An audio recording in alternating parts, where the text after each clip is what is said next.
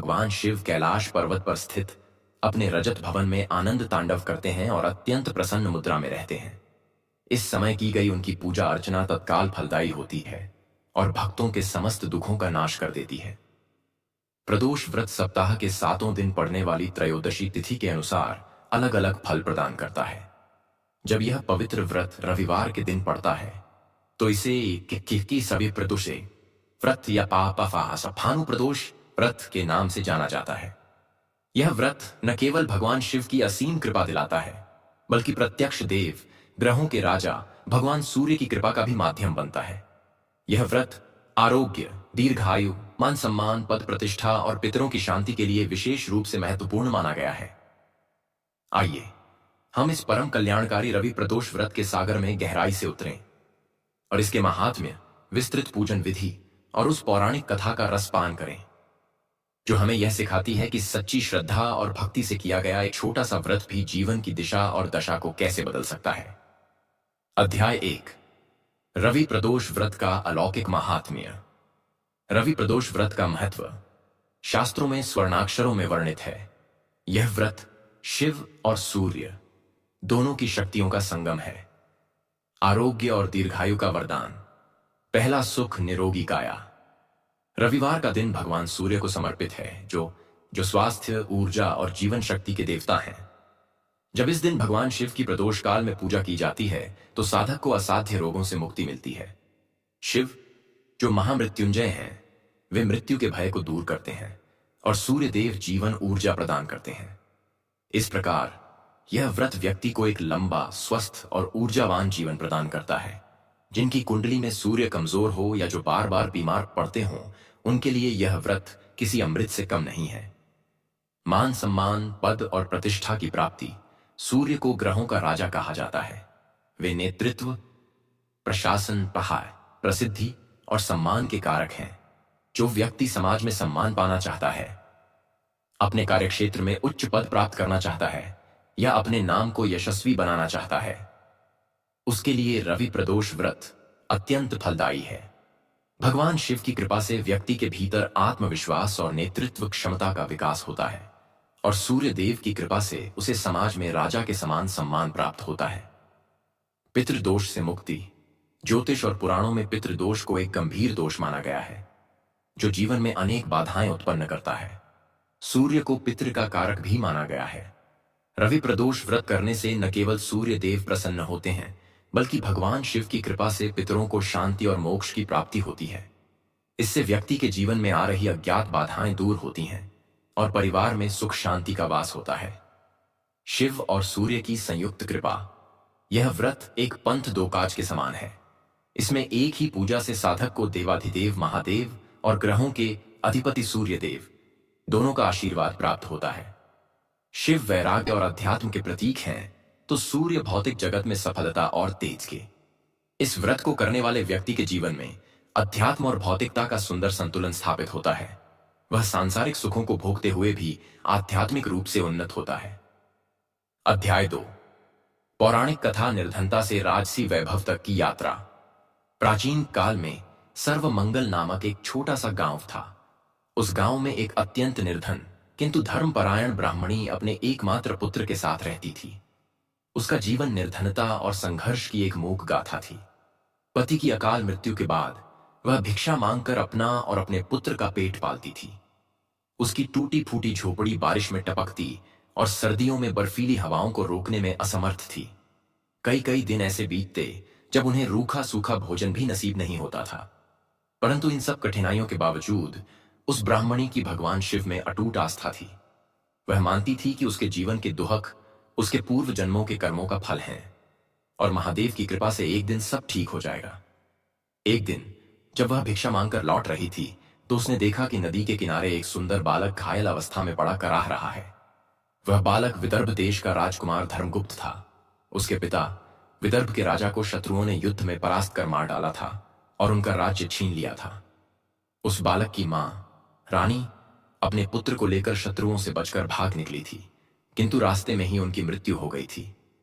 अब वह राजकुमार अनाथ और असहाय था। उस दयालु ब्राह्मणी का हृदय उस बालक की दुर्दशा देखकर पिघल गया। वह अपनी गरीबी और संघर्षों को भूलकर उस राजकुमार को अपनी झोपड़ी में ले आई। उसने उसकी सेवा शुश्रूषा की और उसे अपने पुत्र के समान ही पालने लगी। अब वह दो बालकों का पेट भरने के लिए और भी अधिक परिश्रम करती, किंतु उसके मुख पर कभी कोई शिकन नहीं आती थी। राजकुमार धर्मगुप्त और ब्राह्मणी का पुत्र दोनों साथ साथ खेलते, पढ़ते और बड़े होने लगे। कुछ वर्ष बीत गए। एक दिन वह ब्राह्मणी दोनों बालकों को लेकर शांडिल्य ऋषि के आश्रम में पहुंची। ऋषि अपनी दिव्य दृष्टि से सब कुछ जानते थे। उन्होंने ब्राह्मणी के त्याग, सेवा और धर्मपरायणता की बहुत प्रशंसा की। उन्होंने उस राजकुमार का पूरा वृत्तांत भी बताया, जिसे सुनकर ब्राह्मणी चकित रह गई। तब ब्राह्मणी ने ऋषि से अपने दुर्भाग्य और गरीबी को दूर करने का उपाय पूछा। उसने कहा, हे ऋषिवर, मैंने सदैव धर्म का पालन किया है, फिर भी मेरा जीवन दुखों से क्यों भरा है? कृपा करके मुझे कोई ऐसा सरल व्रत या उपाय बताएं जिससे मेरे और इन बालकों के जीवन का अंधकार दूर हो सके। महर्षि शांडिल्य ने करुणा भाव से कहा, हे देवी, तुम धन्य हो जिसने इतनी निर्धनता में भी धर्म और दया का त्याग नहीं किया। तुम्हारे सभी कष्टों को हरने वाले और सौभाग्य को जगाने वाले देवाधिदेव महादेव हैं। तुम प्रदोष व्रत का पालन करो। विशेषकर जब त्रयोदशी तिथि रविवार को पड़े तो रवि प्रदोष व्रत अवश्य करना। यह व्रत स्वास्थ्य, सम्मान और राजसुख प्रदान करने वाला है। भगवान शिव की कृपा से तुम्हारे सभी मनोरथ पूर्ण होंगे। ऋषि के वचनों को शिरोधार्य कर ब्राह्मणी ने पूरी श्रद्धा और विश्वास के साथ प्रदोष व्रत करना आरंभ कर दिया। वह त्रयोदशी के दिन निराहार रहती, प्रदोष काल में भगवान शिव का विधि विधान से पूजन करती और कथा सुनती। उसका अटूट विश्वास और भक्ति देखकर भगवान शिव का हृदय द्रवित हो उठा। एक दिन दोनों बालक ब्राह्मणी का पुत्र और राजकुमार धर्मगुप्त वन में घूम रहे थे। वहां उन्होंने कुछ गंधर्व कन्याओं को क्रीड़ा करते हुए देखा। वे कन्याएं अत्यंत सुंदर थीं। उनमें से एक कन्या, जिसका नाम अंशुमति था, राजकुमार धर्मगुप्त को देखकर मोहित हो गई।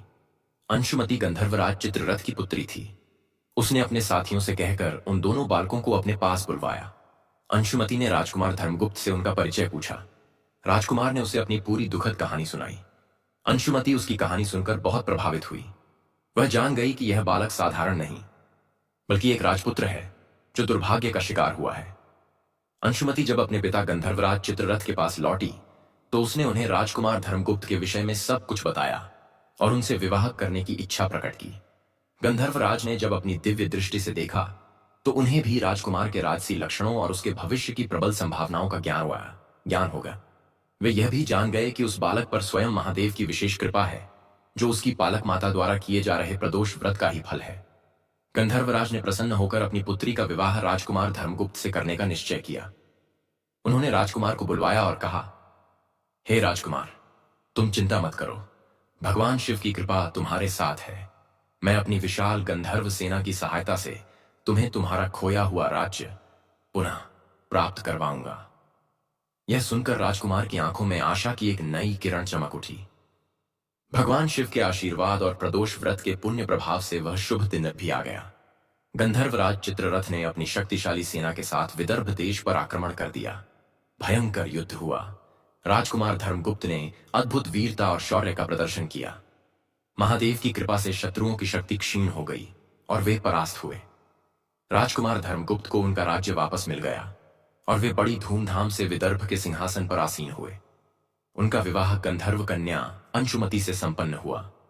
राजा बनने के बाद धर्मगुप्त उस ब्राह्मणी और उसके पुत्र को नहीं भूले जिन्होंने संकट के समय उन्हें आश्रय दिया था। उन्होंने बड़े सम्मान के साथ ब्राह्मणी को राजमहल में बुलाया और उन्हें राजमाता का दर्जा दिया। उसके पुत्र को अपना प्रधानमंत्री नियुक्त किया। उस ब्राह्मणी के जीवन से निर्धनता और दुहक हमेशा के लिए विदा हो गए। यह सब उस रवि प्रदोष व्रत के अमोघ प्रभाव से ही संभव हुआ था, जिसे उसने पूरी श्रद्धा और निष्ठा से किया था। उस दिन से रवि प्रदोष व्रत की महिमा चारों दिशाओं में फैल गई। यह माना जाने लगा कि जो भी व्यक्ति इस व्रत को सच्ची भक्ति से करता है, उसे आरोग्य,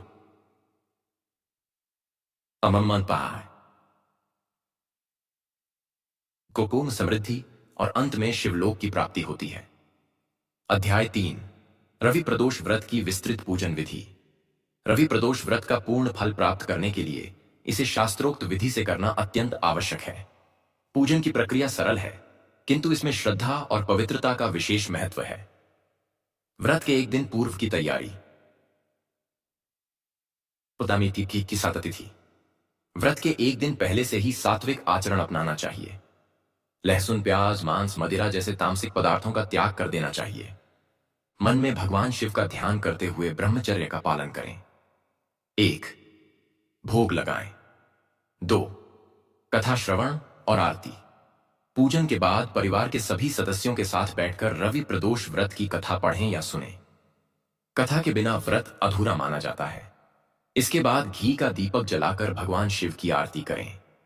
AUM जय शिव ओंकारा।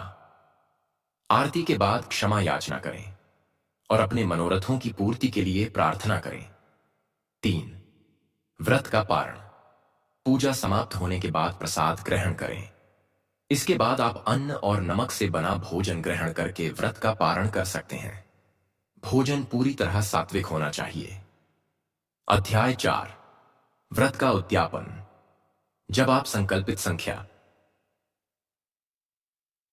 जैसे 11, 11 या 21 में प्रदोष व्रत पूरे कर लें तो व्रत का उद्यापन करना आवश्यक होता है। उद्यापन के बिना व्रत का पूर्ण फल प्राप्त नहीं होता। विधि। उद्यापन भी त्रयोदशी तिथि को ही किया जाता है।